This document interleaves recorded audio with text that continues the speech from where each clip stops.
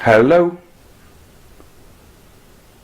Oh, hi, Steve. Hi. Do you need to see my face by any chance? Well, I can see it, but it doesn't really matter. I'll just be recording an audio version if that's all right. It won't be. Yeah, that's fine. So I've turned the camera on anyway. Okay. Well, first of all, thanks for giving up your time at the end of a day to talk to me. I don't know whether you know that I was out for a week and I went to see Siobhan, Maria and Esther's groups and work with Ross just to see what was happening. And I'm basically interested in the cycles and the use of the video and the reflections. So I'm just really interested in your evaluations and your comments about the project. Were you a trainer on the boot camp before? Yeah, I trained. I was like Siobhan, basically. Well, we worked together, and Ross. I worked with Ross for a little while before he started the mentoring. So I became a mentor at the same time as Esty and Siobhan, actually. Yeah. Yeah, and did you work on the boot camp before you became a mentor? As a trainer? Yeah, that's right. Yeah. Sorry, yeah, I was a trainer before, yeah. Yeah. Can you just tell me a little bit about how you feel about this kind of 3-cycle extension? Because I'm quite interested in what you feel about the design. Given its constraints, we all know it was a bit rushed and could have done with a bit more time, but what's your feeling about how it's gone? Okay, Steve, just before we begin, I'm just going to turn the video off, because I don't know if it's taking up a lot of the bandwidth. It just seems to be slowing a field. Yeah, that's fine. Okay.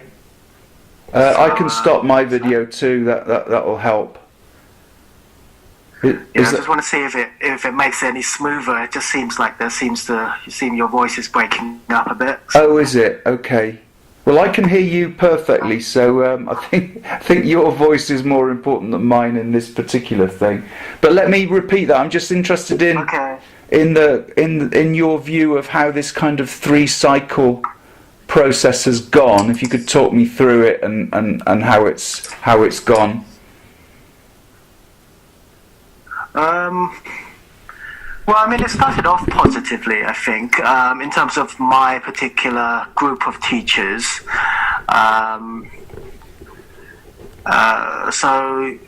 I think, well, where should I talk? I think there were teachers who obviously saw the positives in it. So they saw the benefits, like they thought it was a nice idea that they could. Sorry, this is what happened. So they saw the benefits of being able to record themselves. I think what was a nice feature of Iris was the fade out, so they could record without the students staring at the camera for the whole lesson. Yeah. And then so I think they found that particular part interesting. Again, talking my own group of teachers. I don't. So in terms of the feedback itself, reflecting and itself, I think the majority of them, I would say, struggled with it. I think, like you said, with time constraints, they really needed more kind of input in terms of how to reflect properly, even though we supposedly selected the stronger candidates, which is very subjective, I think, and even though I trained all 10 of my teachers, I actually found out something that I didn't know when I trained them, in the sense that they actually, some of them aren't very good at reflecting as I thought. So in terms of the sorry, go on. No, I just wondered what's your view on why they struggled? You said that they perhaps didn't get enough sort of scaffolding and support. Is that the only reason you think that they struggled?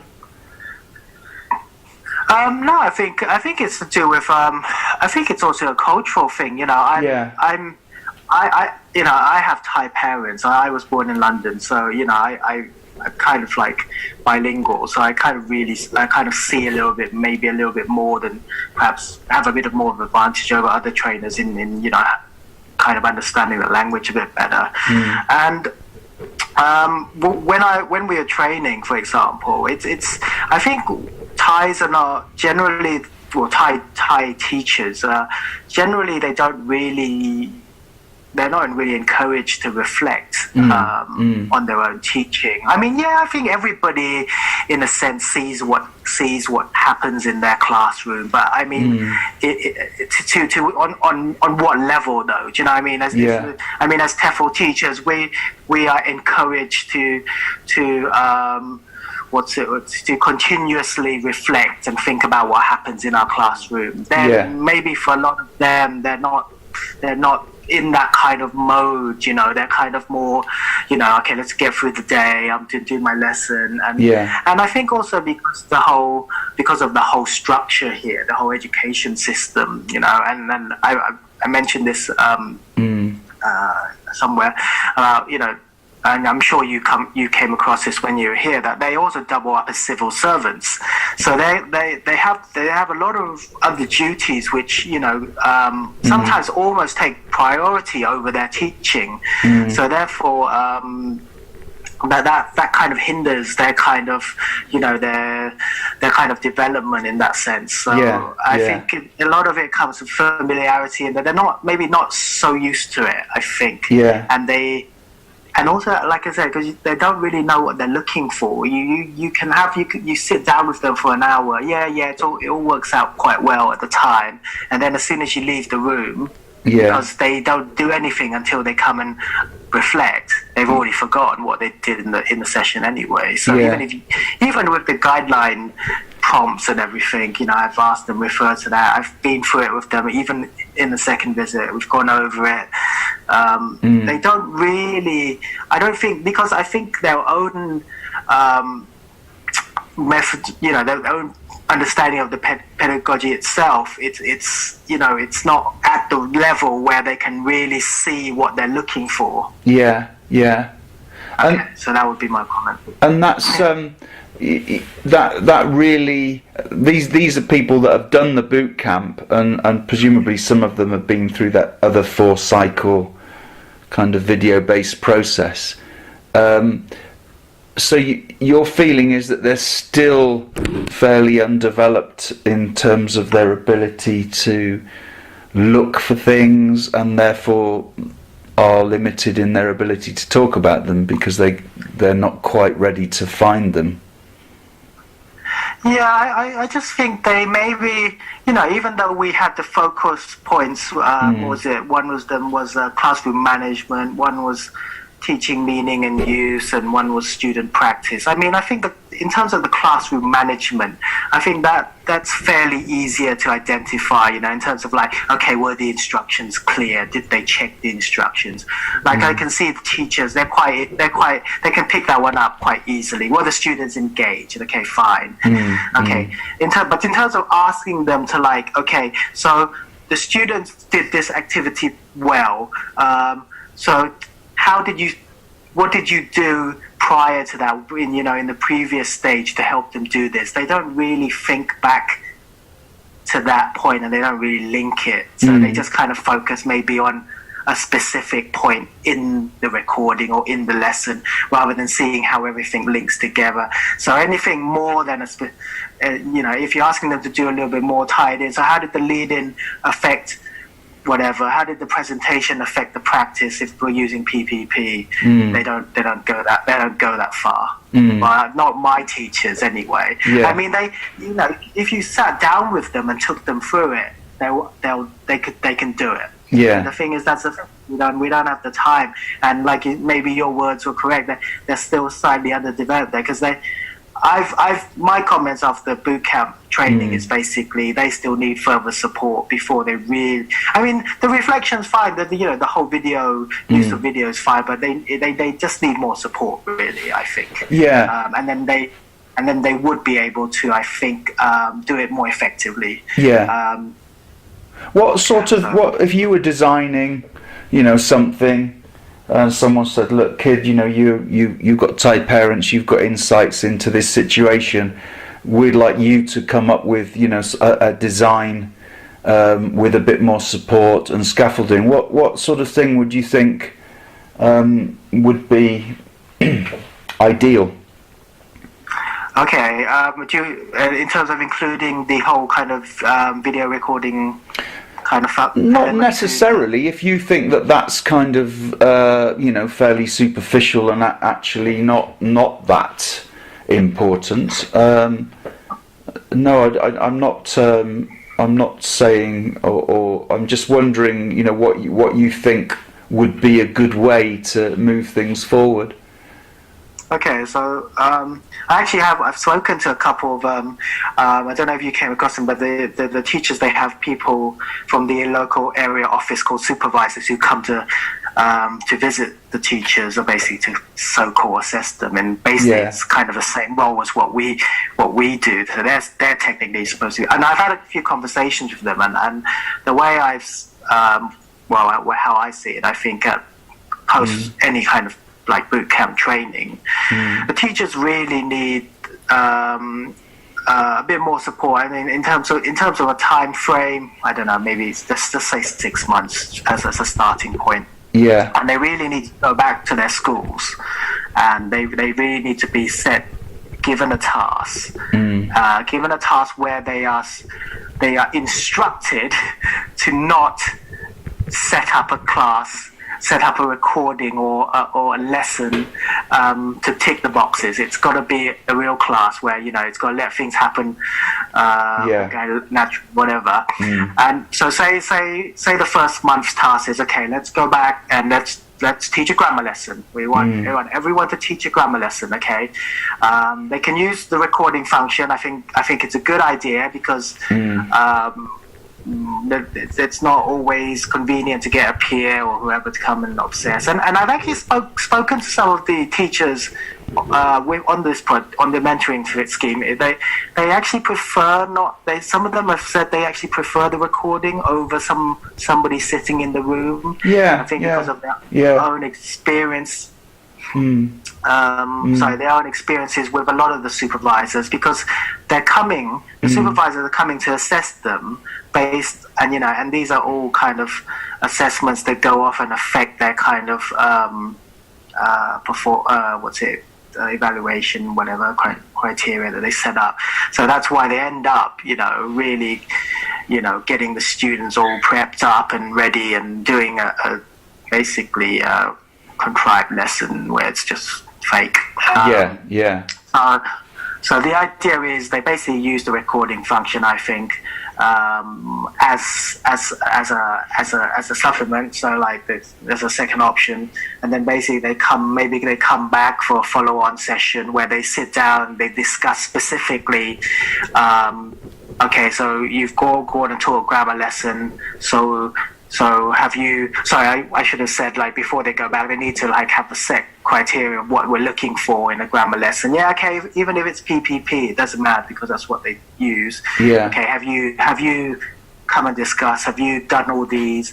Did you in the presentation, did you do these, the meaning, the form, prawn, whatever? Okay, your practice stages, and the guide questions have got to be like, okay, so did the presentation help with the practice? And so by doing that, I think you scaffold it so that they really understand the process of the whole lesson much deeper. Yeah. And then by then, when they are using the recording to maybe reflect, then they can actually see. I think they really need more in a sense scaffolding. They need guided questions to really help them a bit more. Some of them anyway. Yeah. Maybe some of the stronger teachers didn't need that, but and I say something like that, and then maybe move on to the next kind of skill.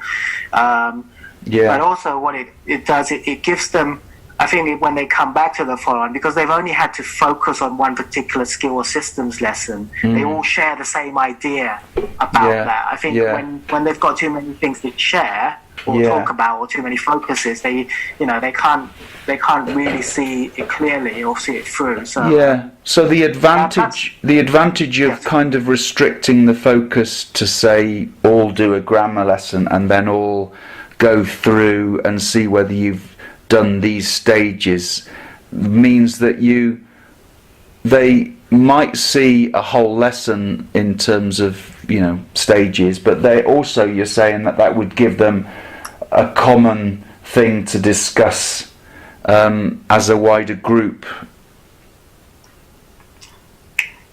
I agree, because I think what it is like I said, a lot of them have actually come on the training and they've gone back and they've already forgotten the things they did on the training. So therefore, and as you know, I'm sure you're well aware that a 3-week intensive course, and then you go back and you're expected to apply everything that you did on the course. It's not going to happen, because they didn't only do one thing.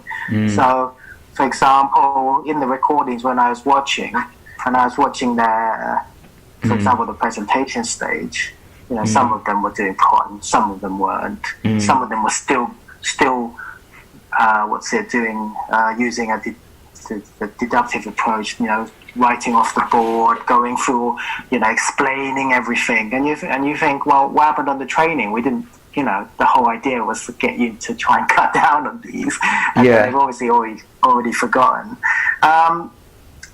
And I found some of my teachers were they spent a lot of time prepping the lesson. And not as much time reflecting. So they really focused on getting the lesson right. And then they ended up not really knowing what to look for in the reflection. So they saw the things like, my students are bored, because they could see that this kid had, he had his head in his arms and he was sleeping and stuff. Okay, but they didn't think a little bit further. So maybe some of them said, maybe my teaching is boring, or maybe my activity is not good. But they didn't really analyze it beyond that, So they went, he's bored, I said. I said, is your teaching really boring? Have you looked at it? You look quite animated. I mean, could it be because the topic doesn't interest them, or do you think maybe because they didn't understand what you wanted them to do? Was it the way you set it up? So I think there's just a lot of things for them to look for at this stage. And even if you wanted them to scaffold the actual input session for reflection, I think that's okay. So today we're going to look at classroom management. So these are the things we look for in classroom management. Watch this video. Okay. What can you see based on these prompt questions? Okay, then they get a really good idea. Okay, let's do another session. Right, this time we're going to look at student practice. Okay, and I think what happens there is then, because if you give them more time there, they can separate things clearer. So they know these are the things you're looking for if you're reflecting for classroom management. If you're reflecting for teaching, meaning and use, this is what we're looking for, and then they go back and apply them. I think that might help more. But like you said, with the time, it was a bit restricted. So so we got kind of mixed results, I think. Just focusing on Iris for a second, in terms of, again, it's I understand, from you and from the other mentors that things have been very restricted, and it's hardly ideal. But do you have any sense that either in this project or in future projects, you talked about the fade out function, for example, of Iris. Do you think that it is helpful or potentially helpful to have professional talk or reflection around a video?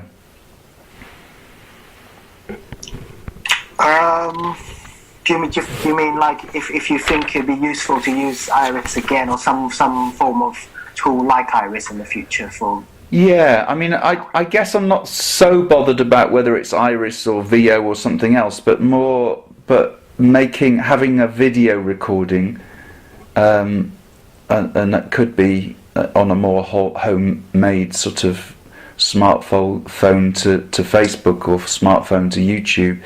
I just wonder if you have, I'm just interested in how you feel about whether having conversations around video is either helpful or changes the nature of the talk.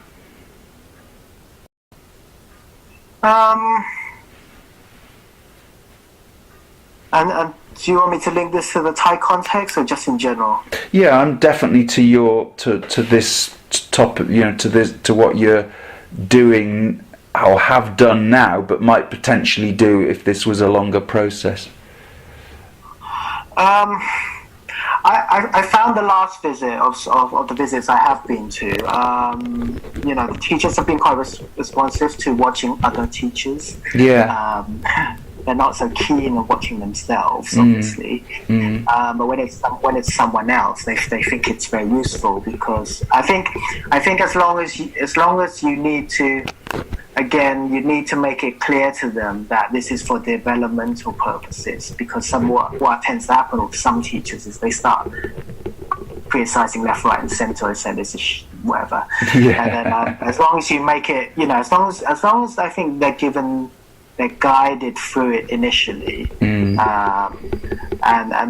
then they realize that we're not looking that these prompt questions are there to help them think about how, perhaps, for example, you would set up an activity. So what are the elements, what's missing, and then if you link it back to the training they did, then they realize that it's a more general thing rather than maybe specifically focusing on, okay, this teacher's not done this teacher's not done that, and they're not good. But it's more getting them to understand the concept that this particular video or this clip is there to help them think about how they do it, and have they actually incorporated the stages, and what can they see. I think once they get that, they understand that part, they tend to ease up, and then they start, because the video sessions I've had, they've all the teachers have actually been really they've been really engaged in terms of trying to see what happens, but they've had the questions to help them though. And one of the options Ross gave us was like, okay, well, he didn't give us, but I'm thinking if you just let them discuss, I think that would have been a total failure, to be honest, because, okay guys, can you talk about this video? They're just like, they wouldn't really know where to start, because it links them back to the issue of like, well, do they really understand what they're looking for? So I think, yes, to answer your question, it is beneficial. I can see that it is. I can definitely see it being used as a case study, as an input session, being useful. Whether they're going to take all the time that they need to record the lesson. The recording is just pressing a button and stopping. But I think the issue is when they have to spend time watching the video themselves, and then thinking about what happened. I think this is when they don't feel so comfortable, because it's taking up a lot of their time. We could maybe do it because we know what we're looking for. So a 50-minute lesson, we could maybe fast forward a few parts. Okay, so just say 50 minutes, maybe we could do it there. But for them, they might take longer because they're trying to work out what they're looking for. So they end up taking like an hour to 2 hours, and I think to them, they feel that time's not well spent for them. Just my opinion. But in terms of, like I said, using it as an input session, I can see that working well. And but then again, that's no different to using like any kind of ICT kind of images and videos, right, to help anyway. So if I can understand you, you're saying that you definitely see the value of the video as input for trainers, but and even as a mentor with the teacher himself. Sorry. But I guess a mentor is essentially a kind of kindly trainer, aren't they, or someone that's sort of doing it on a more one-to-one basis. I guess that it's slightly different from being a CELTA trainer, but not that much different. It's just maybe just like you said, it's more maybe personalized. Yeah, that you've got a bit more space for seeing what that particular, personalising it to that particular teacher, that they're, that some things are getting in the way, and you can help them to see that themselves and think of some strategies for dealing with that. So it sounds like you think that it can be useful for either in a sort of group training or in a mentor kind of relationship, but it sounds like you have some doubts about whether it would be possible for people to do it either as self-evaluation or as group-based sort of CPD sessions without quite a lot of support of the kind that you've just described there, where they have prompts and questions to help direct them. But if they have that, your sense is that they can be at least engaged, and then potentially might get used to that kind of activity. There's one thing I didn't actually mention was maybe the length of the recording. So there's a misunderstanding as well at the beginning in terms of like how long did we want them to record for. So after my first visit, I got somebody recording just one part of the lesson. Now, obviously got back to them and said, could you maybe do a whole lesson if you can? Yeah. So in terms of using it for self-reflection, I think if it started off with a shorter recording, so for example, a part of the lesson, and then yes, maybe that would help build it up to using the whole lesson. And if you ask whether, my doubt is if you don't scaffold it, if you don't give them any question prompts, then you're really kind of like, you're going to get mixed results. I mean, the stronger teachers will know what they're looking. The more motivated teachers might, get on to use it. Yeah. But I think the ones who then can just use it as an excuse and say, well, sorry, I don't think I want to do this. It's taking up too much of my time. So as long as, I think we have to understand here is they need to be spoon-fed a bit. Yeah. So that's a kind of a bit. So, like I said, but I mean, I don't mean that in a bad way. If like I said, if you said, okay, this is what we're looking for, teaching meaning and use, record your presentation stage. These are the prompts. These are the check. This is the checklist. Okay, have a look. Did you do it? Once they get in that routine, they know what they're looking for. I don't see why not. I think it can work. Yeah. I mean, I mean, my doubts are not because I disagree with it. I mean, I just think, like I said, it just needs to be given a bit more time. They need to get accustomed to it. Yeah. And I think it is beneficial. They do say it's beneficial, but I just don't think they know how to use it effectively. That's the problem. Yeah. Where we need to come in and really support them there before they can, take it and run themselves. Okay, let me take you back to a question I asked you earlier. I said if you were in charge and you were designing it, you said earlier that you would start off by getting them to look at a whole session, and then just now you said you think it would be better to build it up with shorter clips. So I just wonder, I'll just give you the opportunity to clarify what you think the relationship between those two statements are.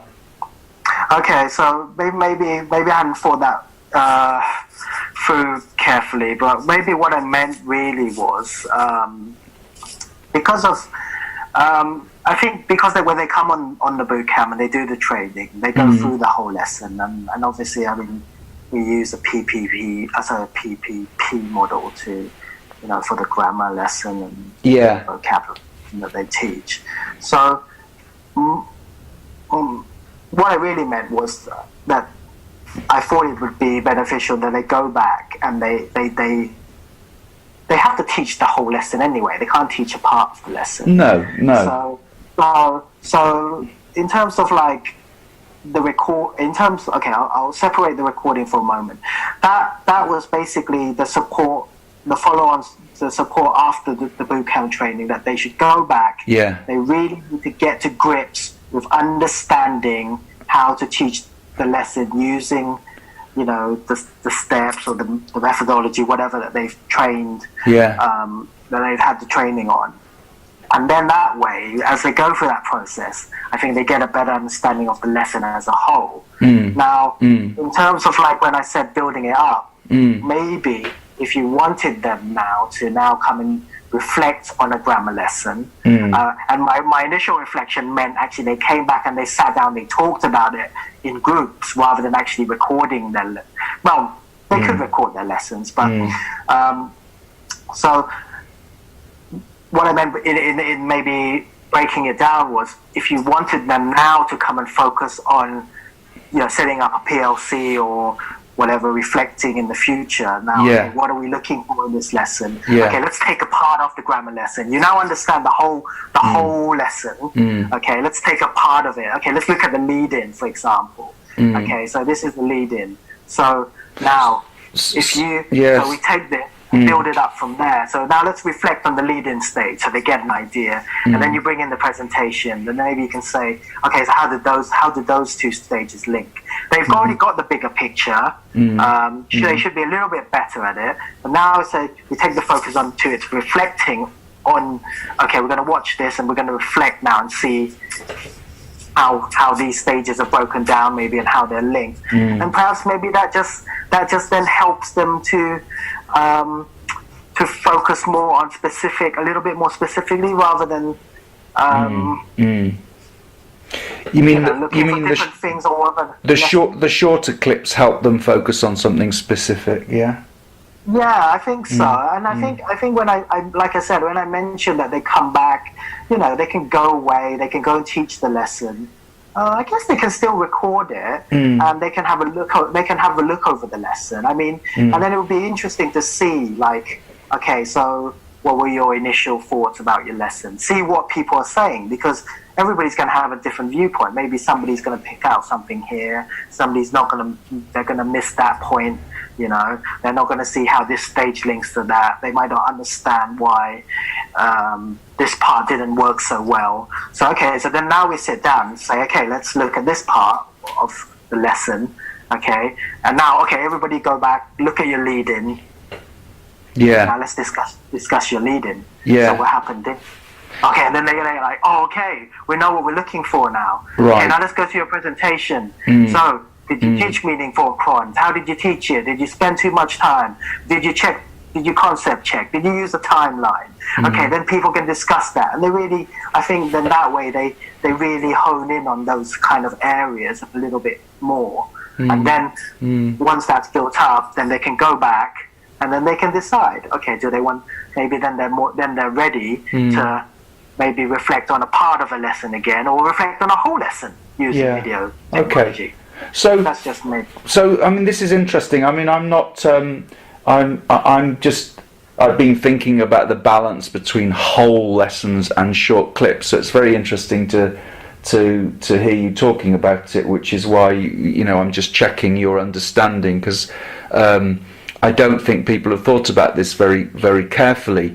But if I was summarising what I think you're saying, is that you have a boot camp, you have a process of input, and then you encourage them on a whole lesson basis as an individual to try to put those things into practice, and then that maybe later you bring them together in PLCs to, once they've been through that process, and in the PLCs you would focus on much shorter clips, which are, because they've been through that other whole class process, they've got a kind of basis for having those discussions. I think so, yeah, because that way then they can. I mean, the reality is you can't ask them to go back and say just teach a presentation. Well, you could do, I guess, but I think what really they need to do is they need to see out the whole lesson, because you know I'm watching the lessons and I'm looking at this recording, for example, and it's like, okay, hang on, what's happened to your presentation stage? It's just disappeared. Do you know what I mean? They've just jumped into practice activities. I'm like, okay, so are you teaching anything, or are you reviewing, or are you just doing review activity? practice things. They're like, I don't know. I'm like, okay, hang on. So what did you do on boot camp? And they're like, well, I can't remember. Okay, well, yeah, that's probably fair enough because it was 5 months ago. Yeah. The thing is, they don't go back to their schools, and they maybe a lot of them want to put it into practice, but they don't have that support. So they go, oh, I can't remember what I did on boot camp. Oh God, I can't call my friend, or maybe they can, but they bloody don't remember either. Oh, great. Then it's like, okay, I'm just going to go back to doing the same stuff I used to do. Yeah. And then they felt like they've been left. You know what I mean? They've just been okay. The support's disappeared. So that's why I'm saying, if they've got a task, and they do the whole thing, and then they come back, and then they can discuss. Okay, so we've actually now put this into practice. How does it compare to what you did in boot camp? What have I missed? Did I miss anything? Did I manage to apply it? Then you see the whole process. I hope. Yeah. Theoretically. Well, it's theoretical, but also practical, isn't it? It's trying to find some way to make all this investment in training a little bit more sustainable, or to make a plan for following up in a way that's going to help them keep it on the agenda, so they don't slip back into, as you say, just doing things in exactly the same way that they did before. No, that's very useful. I mean, one of the things that reminded me what you just said then is that, you know, some of the mentors that I talked to in Thailand said that when the students recorded themselves, some of the recordings are about an hour and a half long. Their classes are only supposed to be 50 minutes long. So the mentor says, well, why is it so long? And because they want to display everything that they've learnt in boot camp, in one lesson, even though it's completely unrealistic and they don't normally have 1.5 hour long lessons. So it's quite interesting how people interpret these tasks, to record a video, and either they, like you say, they put a lot of time into planning it, and it's a bit fake in that it's not really a real lesson, or it's way too long. It seems that at least some of them are just getting the wrong end of the stick about what the whole purpose is.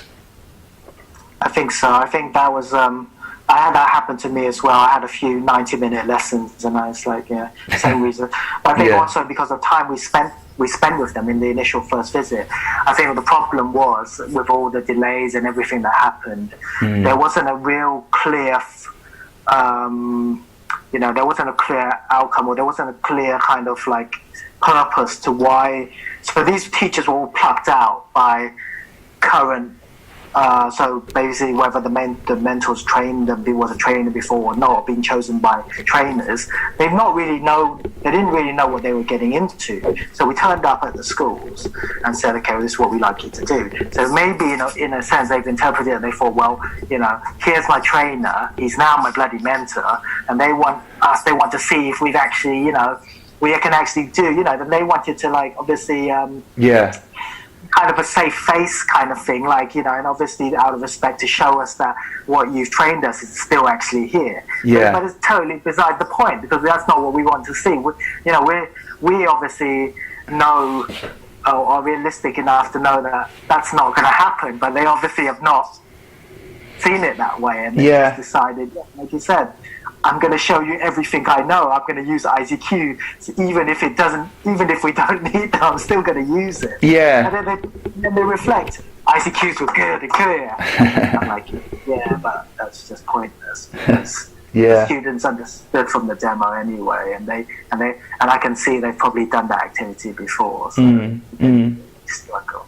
So it's just things like that, I think, Steve. It's just kind of getting them. That's why I said they need to really know that why we're there, why they're doing it, what we're looking for, what they need to be looking for, rather than thinking what we're looking for. Obviously, I think a lot of them made their, like you said, their own interpretations of why they thought we were there, why we had asked them to do this particular recording and stuff. Okay, well, that's been really useful.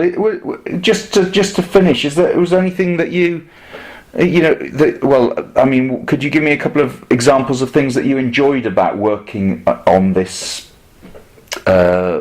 project, or this part of the project? Um, okay, interesting question. It's always hard to start the positives, isn't it? I actually enjoyed visiting the teachers. I always felt that this is where you actually really see if Yeah. where you can really measure what or how effective the to what extent the training has on them. Yeah. So I enjoyed visiting the teachers. I actually my situation is slightly different. Nobody drove me around. I actually rented a car and I just drove to the schools myself, and I really enjoyed going into these schools and being in their environments, in their surroundings, and seeing okay, this is your school. It's really cool. My only regret was that I couldn't have gone in the classroom and observed them, because that was what we decided. Okay, yes, we said that if you could get them, if they let us observe. I really wanted to be in their classroom, and I thought that was something that would have been really nice as well. And recorded at the same time would have been fine. Yeah, because I would have liked to sit in the class and really see for myself and dispel all these myths. Oh, we can't move the tables. Well, hang on, I can see your tables can be moved quite easily. It's just maybe and I suggested to the teacher, give them a routine. Tell them, okay, next lesson when you come in, I want the table set up this way. But obviously don't make it so that they bloody have to move the whole, tip the whole class upside down. But ask the students to do it, because the teachers are obviously not going to do it. Yeah. So that would have been nice. I think in terms of reading the teachers' comments, the reflecting part, talking to them was nice. I think sitting down with them and going through it, it's really personalized. I think that's really good. I actually found out that I was able to help them with their methodology a lot more, because I could now see what they remembered or had forgotten and stuff. I think the recording, in terms of the recordings themselves and the reflection, I think it's hard to tell how well they really understood their own teaching. The comments are okay, so we look at that, yeah, maybe, and then so I didn't find that as effective. I felt I had to do a lot of the prodding with my own teachers. So it didn't work. Would you have done something different next time? Because I don't know about whether the other mentors mentioned this, but Thais, they tend to more prefer directive feedback.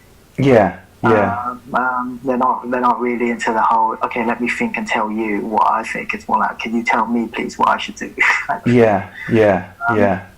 That's basically the default position with the vast majority of teachers. So I think I enjoyed the visits itself. I can relate to that. I thought we went to 4 schools in the time that I was there, and it was very interesting. Just being in and around the schools and just seeing the variety, from the rural, really quite small school to one that was about 4,000, students, and massive. It was more like a university, and obviously quite high status. And then we went to a private school in Bangkok, or not a private school, but probably some students were private there and some weren't. But it was a real privilege just to go into the schools and just see, especially just flying in from the UK, without really any.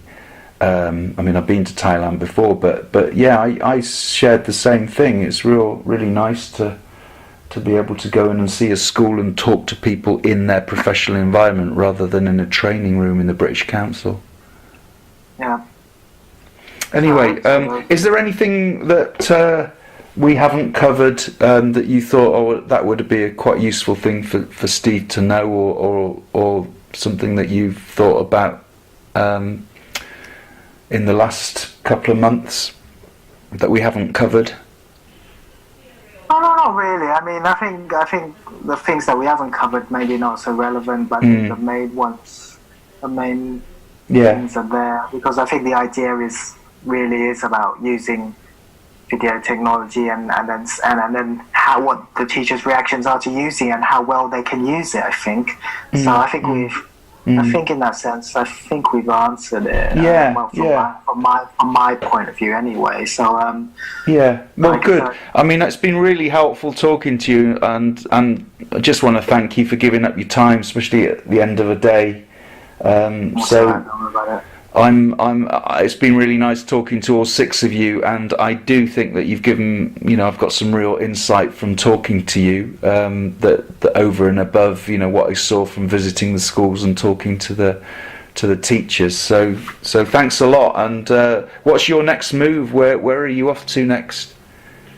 Well, I live here now. So in Bangkok. In Bangkok, So basically, after the project ends next week, go back to Bangkok, but I haven't decided whether it's I don't know if it's a demotion, but going back to the teaching center, or to maybe but I mean that depends on if there's availability anyway. I mean I don't ended up in those positions. I'm not sure if I would leave the country to go on some other kind of project or something. I mean home's here now for me.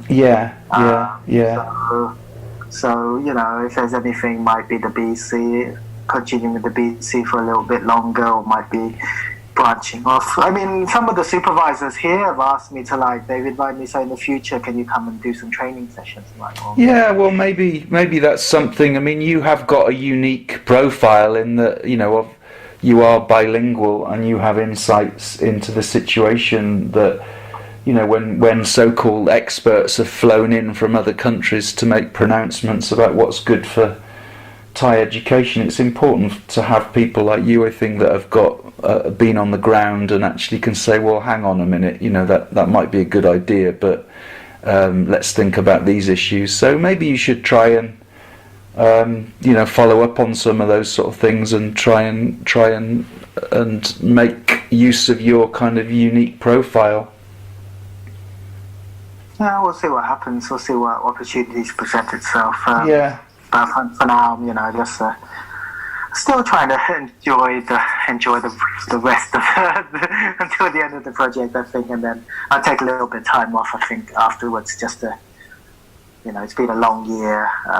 The training is obviously like you said with the sept, it's kind of quite intense. The mentoring's it's a different kind of, stress or pressure, I'd say. I think that's probably the only thing with the mentoring. It's very difficult to waiting between each visit. And if you're not getting feedback from the teachers, they're not sending you anything. You're like at their mercy a bit, aren't you? Because okay, so can I have something? Well, I haven't done it yet. Oh, okay, can I have a lesson plan? I'm still in the middle of it. Okay, right. So it's a bit. I think that was the only thing that bothered me a bit. It was not being able to follow set deadlines. I know some of the other the mentors were able to, but maybe were not. But mine proved a bit more difficult. My group. That's probably why I didn't suggest you coming up to visit any of mine, because I didn't want you to be wasting your time. Well, it's not a waste of time. I mean, I think the important thing with this is not to produce some rosy report which says, look how fantastic, Iris and, reflection are. I think it's, I recognise that it's probably unrealistic. The important thing is to say, what have you learned? What have we learned from this project? And is there anything that could be useful for others if they were thinking about investing some time and money into a similar sort of project? So, anyway, thanks very much for your time, and hope to bump into you sometime in TEFL or in Thailand or whatever. So good luck with the next stage of what you're doing. Thank you. Thanks a lot. Cheers, kid. You're welcome. Bye. Okay, bye.